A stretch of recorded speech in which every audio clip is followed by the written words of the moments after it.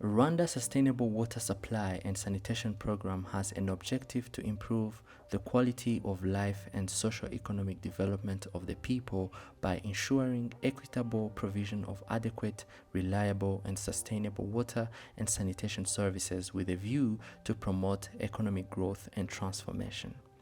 The program started in 2018 with a planned completion by 2024. It is implemented in the city of Kigali and the 6 satellite cities of Nyagatare, Muhanga, Huye, Musanze, Rubavu, and Rusizi with their peri-urban areas. But what compelled the government of Rwanda to initiate the program? We had water issues in the city of Kigali as well as in urban areas because all the water supply networks that were across the urban areas, but also we wanted to have enough storage.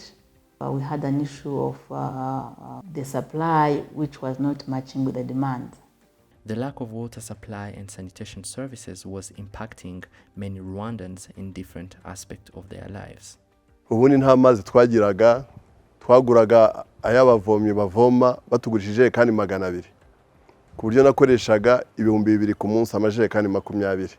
Ubundi nari narashatse n'umukiri wangurira hanimuke kubera amazi. Abakozi b'isuku nta mazi bagiraga, twagezaga naho tuvoma mu bishanga, twagira amahirwe ku gihe cy'imvura tugatega ibigega kuko ibigega byo turabifite, tugakoresha amazi y'imvura. Ariko iyo byagezaga mu gihe cy'impeshyi ho byabaga ari ibindi kuko amazi neza rwose twavomaga mu kabande. Ugasanga hari ibibazo bikomeye cyane, rero harimo ibyo navuze mbere, harimo ibibazo by'uko ababyeyi bazaga kubyara baburaga amazi yo gukaraba. Namwe nimwumva n'umubyeyi wabyaye akabura amazi yo gukaraba amaze kubyara, akabura amazi yo kumesa, akabura amazi yo koza uruhinja, akabura amazi yo gukora ibintu byose ku buryo n'ibindi n'ibyo bamugemuriraga, urumva kogesha y'amazi twavomye y'umwanda nayo ubwo urumva byari ikibazo. Nk'abakobwa ku ruhande rwacu byatubangamiraga mu myigire, ugasanga umwana w'umukobwa yagiye mu mihango ntago yaje ku ishuri kwa ko aratinya bagenzi be, ntago hari ibikoresho bihagije byo kuba byamufasha kwikorera isuku we ku giti cye kugira ngo agende atagendana n'iryo pfunwe, ugasanga bagize n'ikibazo cyo kugira amanota makeya bitewe n'ibibazo byabo. Dufite ikibazo cy'amazi aho abaturage bakoraga urugendo hafi rw'amasaha 2 bamwe ndetse n'abakoraga hafi amasaha 3 bashaka kugira ngo bagere ahantu bavoma. Having seen these challenges, the government of Rwanda had to do something. We wanted to increase production capacity, but also have well-functioning water distribution networks. So that's when we approached the African Development Bank. We prepared the program, the Rwanda Sustainable Water Supply and Sanitation Program. Investing in water and sanitation in any African countries, especially in Rwanda, is very important because water and sanitation are key in enabling development trajectory of our countries. And then more so here we are bringing also private sector to co-finance the public investment that the bank is bringing, just to give it the scope and the magnitude that it deserves. In addition, those investments and programs are totally aligned with the bank's own 10-year strategy, 2013-2022, and the new one that will start next year for the next decade, starting 2023. Water and sanitation are key in our high five, especially the one Feed Africa, Industrialize Africa, and improve the life of African people. After the bank's approval of the loan in 2017, the Water and Sanitation Corporation Limited, WASAC, the implementing agency, started all the administrative processes to start the program implementation in 2018, and here are some key points of the completed projects. This whole program that we're talking about has several projects in it. Actually more than 20 projects if you look at it. And it has 2 parts, just like the name says.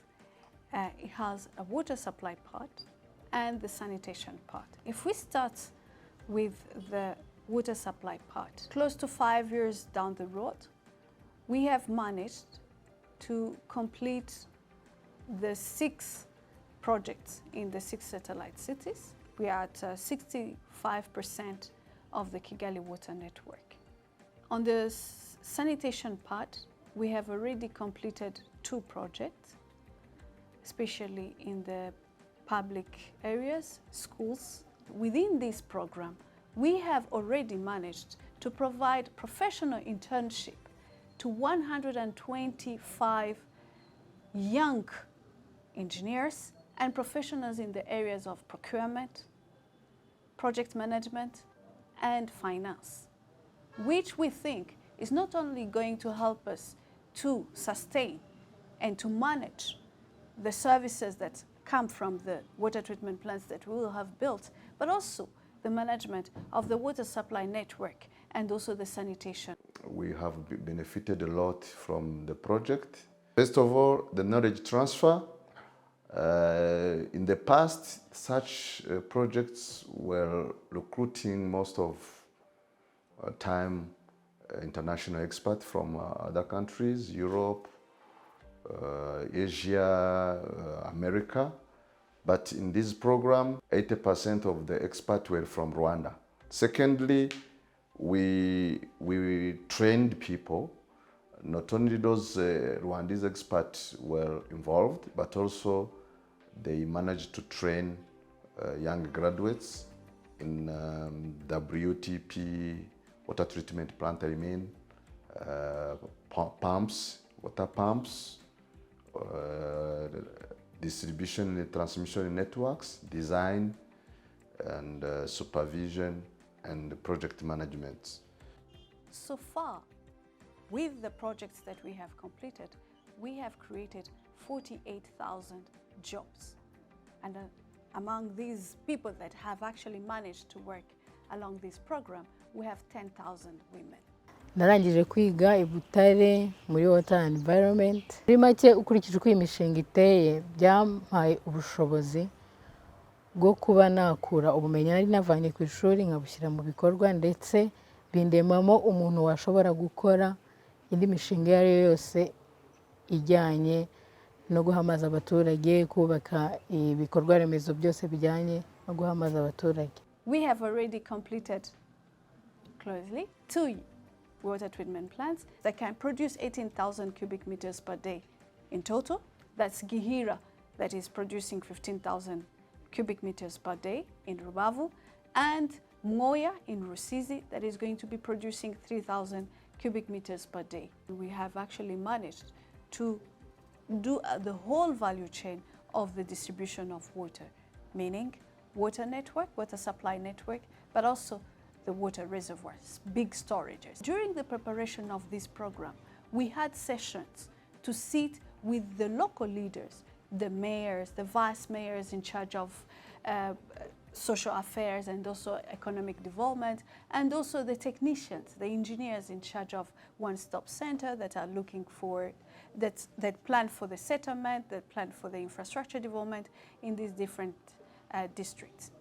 All the way from the preparation of the program up to the implementation of it, making sure that the projects are part and parcel of the imihigo, the performance targets of these districts, of the different partners that we are working closely with in this program. This program focused on the city of Kigali and 6 satellite cities and their peri-urban areas, adding 1,137 kilometers of pipelines and 100,005 400 cubic meter reservoirs, and increased production capacity of 18,000 cubic meter per day, serving 1,420,000 peoples with 5,240 households newly connected. Here is the sneak peek of how the constructed infrastructures have improved the quality of life. Uwo mushinga wagiriye akamaro ari abaturage, ari n'abacuruzi n'abikorera muri iki gihugu. Urugero kuri Horizon cyane cyane ho navuga waduhaye ikintu cyitwa experience. Ni umushinga munini twari twinjiyemo w'amazi, kandi dufitemo aba engineers barenze 5 n'abandi ba technicians. mu by'amazi no mu bindi bisanzwe. So wadufashije cyane kuzamura experience muri management no muri tekinisiye bwo gukora amazi. Ikindi wahaye akazi abaturage benshi cyane kuko twakoresheje abaturage bageze ku 1500. Nukuvuga ngo watanze akazi ku bantu barigeze ku 1500, harimo abagabo n'abagore cyane ariko urubyiruko. Nukuvuga ngo abantu bari munsi y'imyaka 30. Pipe yavaga mu ruganda ruri hano muri free zone rwo mu Rwanda. Nukuvuga ngo nabo amafaranga ntabwo yigeze ajya hanze nk'izindi company zageraga kuvana hanze, n'abandi bari bafite za kenkayeri. Nukuvuga ngo ayo mafaranga yagiriye akamaro ari Horizon, ari abaturage bo muri Rubavu na Nyabihu n'abandi baturutse hirya no hino mu gihugu, ari abafite inganda hano muri free zone aho twakuraga amapipe. Areas of Masaka in Kicukiro, areas of Gikondo, some areas of Nyamirambo, the city center, areas of Chibagabaga that have been facing a lot of water shortages, but due to this program have gained a lot of water supply through the cisterns that have been built. This has improved the sanitation of the people in general, especially this period of COVID, where we are asked to wash hands and clean up all the time. So this has helped us improve our sanitation, but also in general improve the well-being of the people. Tutarabona amazi cyari ikibazo gikomeye kuri kandagira ukarabe. Twaburaga amazi dushyira muri kandagira ukarabe. Ibyo byatumaga abantu benshi isuku ibagora, bigeze no kunca amande 10,000 kubera ikibazo cy'amazi cya kandagira ukarabe. Ariko kubera ko ubu amazi asigaye aboneka, amazi muri kandagira ukarabe nta muntu wanca amande. Ibyo rero byaradushimishije kuko byadukuye mu gihombo. Twarahombaga kubera ko twaguraga ijerekani ya 400 kwishyira muri kandagira ukarabe bikagorana, n'isuku yo mu rugo ikagorana. Ariko byarasobanutse, amazi arahari, nta kibazo, isuku imeze neza. Uyu munsi dufite amazi, namwe amaso arabihera urugo uko rusa. Tusaye twabona amazi ntago urugo rwanjye rwasaga rutya. Ubu turanezerewe, turashimira leta y'u Rwanda n'abayobozi bayo bazanye umushinga wo kuduhaya amazi. Kugeza uyu munsi amazi nta kibazo mfite rwose, n'abaturanyi bose ndumva ari nta kibazo tugifite cy'amazi. Mbere yuko wasake tugeza amazi meza hano mu kigo cy'ishuri cya Busanza cya kibazo gikomeye cyane ko cyatekeraga abana bose bajya hafi mu 2,000. Igihe tubona amazi je kandi twaguraga 300 ku munsi, twatangaga amafaranga agera mu 20 ku kwezi nko byari 600. Isuku mu mashuri nabyo cyari kibazo, wasaga dukoropa rimwe mu cyumweru, ugasanga abana nabo bafite umwanda haba ku myambaro cyangwa se ku bikoresho aho bigira. Ariko tubona amazi meza, abana barayanywa, abana basukura ishuri, kandi adufasha mu guteka ku buryo ikibazo cy'inzoka, imirire mibi cyakemutse. Kigali Water Limited has constructed a water treatment plant for the supply of 40,000 cubic meter per day with a quality even better than the European and American standard as per the tender specification. WASAC built and they rehabilitated the transmission and distribution lines. The forwarding infrastructure had a very positive impact on the project. Without the forwarding infrastructure, the project will not be able to deliver the water to the client and achieve our goal.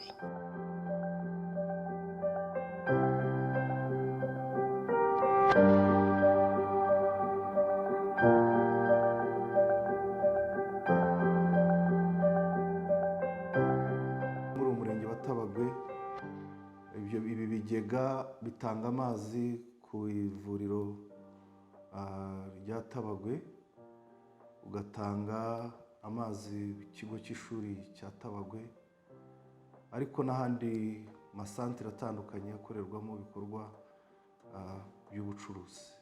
Dufite icyanya cy'inganda, uyu mushinga ukaba waradufashije kugira ngo haboneke ikigega, kandi nk'uko tubizi umushoramari mu bikorwa remezo aza areba, arabanza akareba ese ahantu hari umuriro, ahantu hari amazi.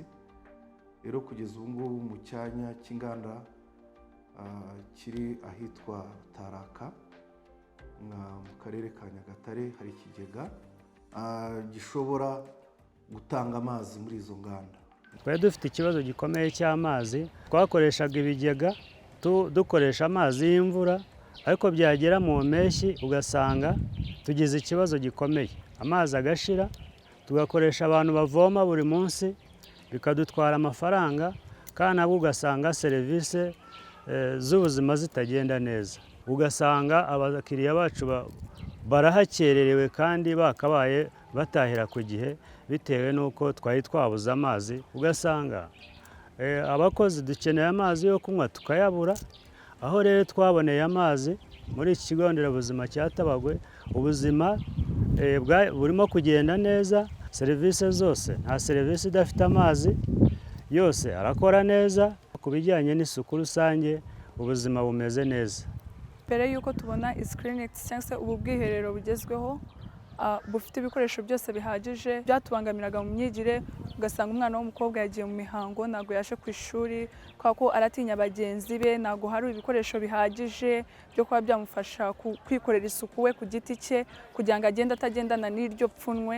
Ariko just aho batuzaniye izi clinics, abakobwa babonye ko barisanzuye, nta pfunwe bafite mu myigire yabo, bariga nta kibazo bafite, ntabwo bagisibagurika nk'uko byari bimeze mbere, ugasanga bagize n'ikibazo cyo kugira amanota makeya bitewe n'ibibazo byabo mu buzima bwabo. Ariko ubu ngubu umwana w'umukobwa yagize ikibazo cyangwa se n'undi uwo ari we wese, bakamujyana hariya hepfo bakamukemura ikibazo, akagaruka agasubira mu masomo ye bisanzwe, akiga kandi agatsinda nk'uko bigomba. Twavuye kuri 35 n'ibice 8 ku ngo zari zifite amazi, tujya kuri 36 n'ibice 4. Iki nacyo ni ikintu cyo kwishimira. Ubu hari public toilet igana mu bwinjiro bwa Muhanga uvuye mu karere ka Ruhango, itari ifite amazi. Nabwo cyari ikintu cyaduhoraga kiduhangayikisha. Twavuga tuti niba abantu binjiye muri karere ka Muhanga, ese n'iki cyakorwa kugira ngo nibura duteze imbere n'isukura. Iyo public toilet rero iri mu bwinjiro bwa Muhanga uvuye mu karere ka Ruhango yashoboye kugezwamo amazi meza, ku buryo yamvune abaturage rwiyemezamirimo wakoreshaga ubwo bwiherero yavunikaga ajya gushaka amazi yo gukoresha aho ngaho, nabyo bisa nk'aho byakemutse. Dufite icyanya cy'inganda, kugeza ubu hamaze kugera inganda 3. Muri icyo cyanya cy'inganda nabwo ni uruganda rukenera amazi mu myubakire yarwo, kuko n'icyo cyanya cy'inganda cyatoranijwe. Ibi nabyo bizadufasha kugira ngo bya bikorwa remezo tugenda twegereza abaturage b'abashoramari, binaborohereze ku buryo ishoramari igihugu kimirije imbere ririmo gushyirwa mu bikorwa n'akarere rizashobora kugerwaho, kandi n'iterambere twifuza rikazashobora kugerwaho. Ubu tumeze neza, ni ukuvuga ngo isuku irahari, baduhaye amazi, dufite ikigega kiduha amazi twenyine ubwacu mu kigo nderabuzima cya Gitwe. Nta handi giseriva icyo kigega dufite, ni ikigega baduhaye twenyine kiduha amazi. Mu maserivisi amazi arimo, isuku hose isuku irahari, ababyeyi barabyara bakakoresha amazi meza, bakanywa amazi meza nta kibazo. Twebwe by'umwihariko ni ikintu cyari gikomeye ku kigo nderabuzima cyacu. Tubara ko hari ibihumbi 72 zagize amahirwe yo kubona amazi meza. Ni ingaruka nziza kuri uyu mushinga. Akenshi bifasha abaturage gutera imbere, kugira ubuzima bwiza, kwimakaza isuku, ariko binafasha no gukora, kuko umwanya ubundi umuturage amara yagiye kuvoma amazi, gushaka amazi, igihe bidindiza iterambere ry'urugo, ndetse rimwe na rimwe ku bana bikabagiraho ingaruka. Twagiraga n'abana benshi batinda kugera ku mashuri kubera icyo kibazo cya kutabona amazi, cyangwa se n'aho bayavoma akaba ari kure. Umushinga uzagira ingaruka by'umwihariko mu cyanya cyahariwe inganda dufite mu karere ka Huye, kuko ibigega bimwe byubatse mu murenge wa Huye, ndetse n'imiyoboro yakoze adufashe kuzakemura icyo kibazo. Ko murabizi ko twese ahantu hari gukorera inganda bakenera amazi menshi, ubwo ni iterambere, kandi byagiye binafasha. Ubu ngubu turimo turabona icyo cyanya cyahariwe inganda kigenda gitezwa imbere, aho tubona abashoramari benshi barimo baza gusabamo ibibanza, kubera ko hari intambwe yari yarakozwe mbere hagezwamo amashanyarazi, n'amazi yari arimo ariko ku kigero tutavuga ngo inganda zayakoresha kugira ngo zikore akazi kazo neza, ariko ubu ngubu hari amazi ahagije ku buryo uruganda rwose rwaza rwakenera rwayakoresha. N'umushinga wasize hafi hari amavomero rusange 78.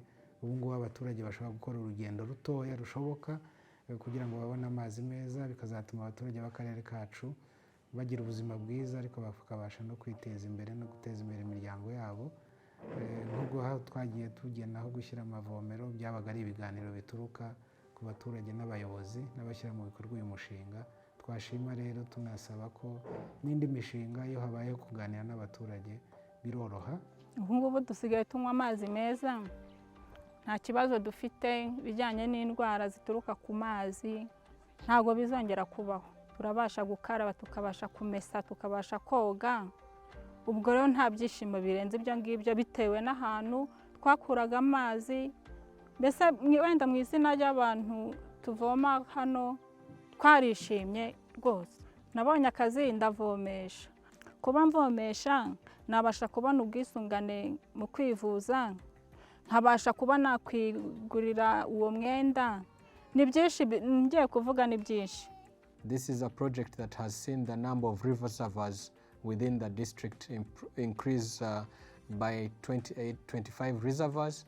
This project has also been able to leave us with a number of water kiosks that are starting to improve the lives of the locals who are managing them and bringing in some incomes from them.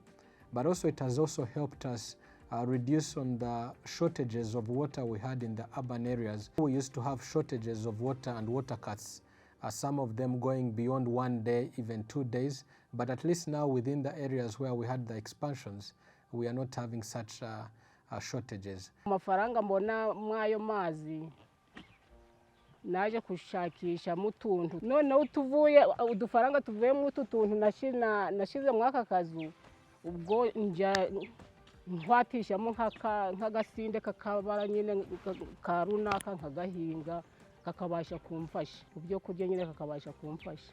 Ubwo ni ukuvuga ngo n'iyi nzu mbamo nikodesha mu dufaranga huye kwa dukomotse ku mazi.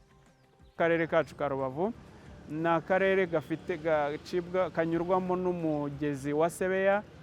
Sebeya ikaba nk'uko mubizi mu mateka yayo yarabangamiraga imikorere y'uruganda rwa Gihira rwari rusanzwe ruhari. Icyo gihe iyo Sebeya yuzuraga haguye imvura nyinshi nk'ingi mwabonye yaguye muri iki cyumweru, ubundi yagombaga kuba yarahagaritse uruganda rukaba rutagikora muri iki cyumweru. Ariko kubera ibikorwa byakozwe, ibikorwa mpurirane byo kwagura uruganda rw'amazi no kongera ubushobozi no kurushaho kuruhereza ubudahangarwa n'umugezi wa Sebeya, kuri ubu ngubu uruganda rurakora neza. Sebeya yaruzuye irakomeza. Uyu mushinga wadufashije kongera ingano y'amazi twohereza muri Kongo.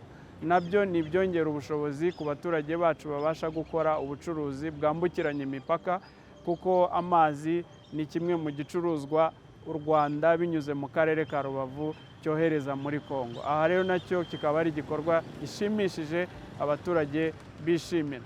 Tunafurahi sana kwa jua Sake na tupatia kamai. Tena maya mzuri sana. Kongo wanaipenda. Zamani tulikuwa tunakuyaka shota na kungarika hii yezine ya moya tulikuwa dushibake mai. Tulikuwa tunakuyaka tanto tunakosa mai tunarudia au tunaipata nyuma ya wakati. Leo hii tunafurahi kwa juu bashaongeza yezine mai tena dukosaki. Abana bafite ubumuga batoya bakeneye isuku yihariye, abo ngabo bitaweho ku buryo budasanzwe. Kubera iki? Amazi yo kunywa arahari atunganije, amazi yo gukora isuku arahari atunganije kandi ameze neza, kandi noneho by'umwihariko tukaba tuyafite buri gihe. Kuko nka mbere y'uyu mushinga uko nabivuze nuko twashoboraga kugira ibyumweru 2-3 nta mazi. Dufite abana basaga 1000 hano, murumva uburemere byari bifite. Noneho tukongera abana b'abakobwa bakeneye isuku yihariye, bakeneye amazi ahagije mu gihe cyabo wenda cy'imihango n'ibindi. Izo rero zari ingorane zikomeye cyane twahuraga nazo. Cyakora uyu munsi dufite itandukaniro rwose, reka mbyite ngo ni itandukaniro rifatika, kuko nkuko nabivuze nta ngorane n'imwe ari ayo kunywa araboneka neza, ari amazi y'isuku araboneka neza, abana nta wagira ikibazo ngo yasibye ishuri n'impamvu iyo ari yose. So ubu rero dusa naho turi mu bisubizo. Ubu abaturage baravoma, barateka, ubu ngubu umuturage w'aha ngaha basigaye bafite uturima tw'igikoni kubera aya mazi. N'igihe cy'impeshyi nta kibazo dufite kubera ko turavomerera. Ikindi amatungo, twebwe aha ngaha ntabwo twegereye ikiyaga cyane ngo tuvomerere cyangwa dushore, ariko ubu ngubu inka zirajya zibona amazi yo kunywa bitagoranye.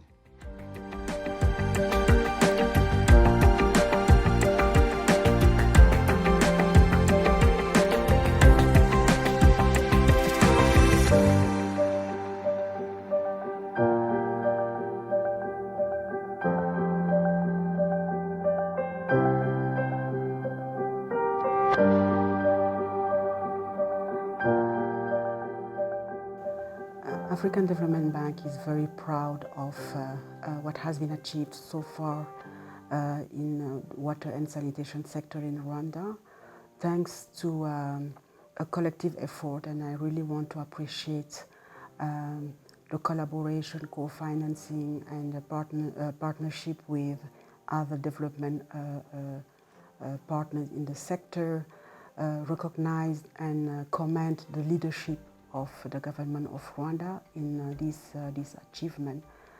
The bank is willing to continue investing in the sector together with other donors, because despite all the achievements so far, the needs are also very important, which call for greater investment for sustainable development in the water and sanitation sector in Rwanda.